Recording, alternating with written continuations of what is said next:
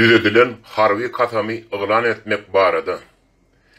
Eskerlerimizi öňkü diktatorlara hyzmat etdiren, harbi kasamdan azat etmek maksady bilen köpçüligiň gatnaşmagy we goşandy esasyny täze harbi kasam döredildi.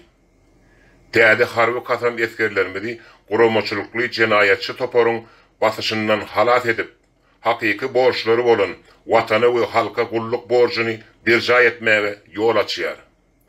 Täze kasamda prezidenti wopallyk kasamy edilmeýär. Harbylaryň gözünde prezident watandaşlardan tapawutly däldir. Milli Halat Ediş Komiteti 2020-nji ýyl düzedilen täze harby kasamy ıglan etmek barada.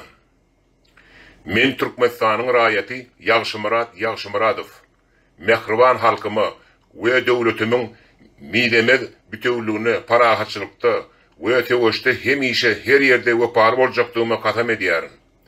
Türkmenistanyň konstitusiýasyny, kanunlaryny, harby düzgünlamalarynyň talaplaryny, serkerdeleriň buyruklaryny hiç bir päskelçiliksiz berja etjekdigime kasam edýär.